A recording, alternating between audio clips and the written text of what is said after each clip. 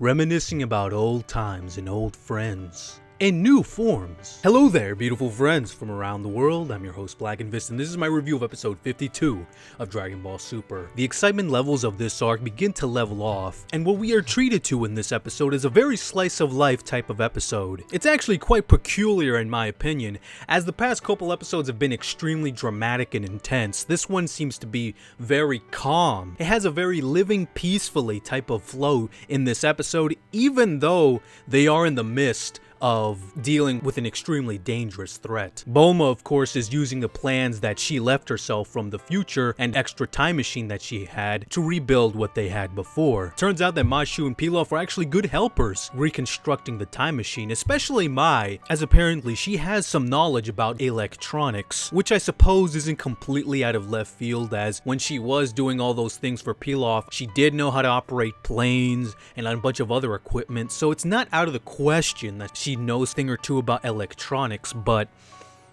things about time machines, maybe a leap. But one thing I do find satisfying is that one of my predictions coming true. Back in that little mini filler arc where we had the whole copy Vegeta fiasco and of course that whole Manaka delivery man thing, if you do remember, Bulma was working on some sort of contraption and they made this blue goo. Now, I figured that the blue goo was definitely going to play a part in the filler arc, mini arc that we had.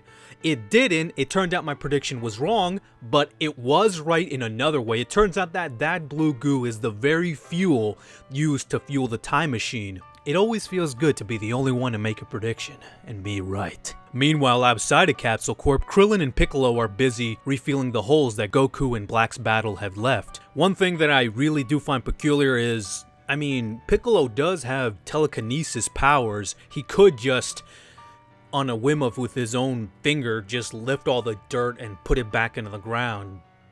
So I don't know why they're wasting time with shovels. It is also worthy of mention that Piccolo and Krillin both tell future Trunks that Gohan's no longer a fighter, he's a scholar now. Now, I'm not going to go too much into this because this is something that I could literally talk about for an entire video. I am disappointed with the way Dragon Ball Super has been treating Gohan's character, and no, it's not in that fanboyish way.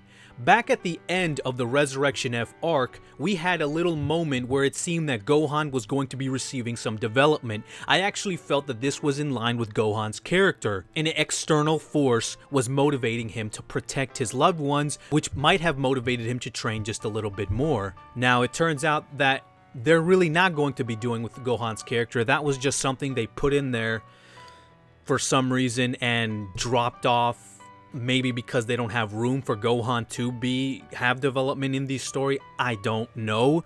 But what really ticks me off is why have that scene in the first place if you're not gonna do anything with it? Why make us believe that it's leading up to something when it's not?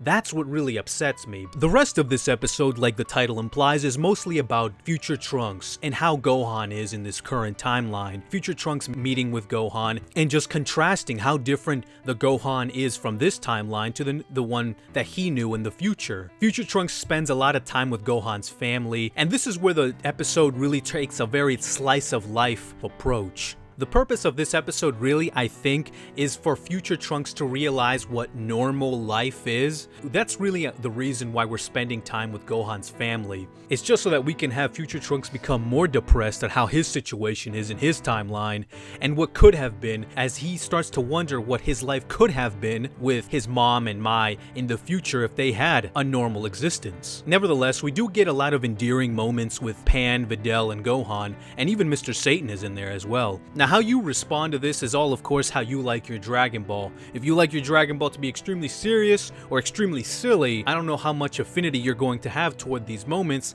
I, on the other hand, I do like it, and I do like that how this is serving future Trunks' character development. Meanwhile, Goku, Beerus, and Whis have left for Universe 10, the mysterious Universe 10, where they're going to finally meet this Green Kai person. Now, the reason they're going to meet this Zamosu in Universe 10 is because, like Beerus and Whis mentioned, that the key that they felt that Black Goku protruded did seem familiar, and the reason it seemed familiar is because it was similar to this Zamosu person, or Kai person.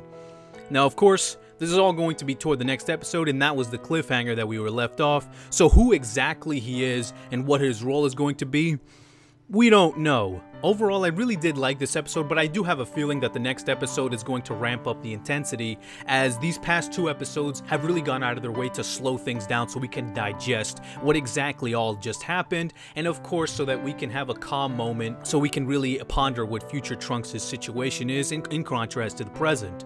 But anyway guys, that has been my review of Dragon Ball Super episode 52. If you enjoyed this review and if you enjoyed my thoughts, please subscribe to the channel as I'll be bringing you more Dragon Ball Super reviews like this one. But until next time guys, I'm Blackenfist, and always I will be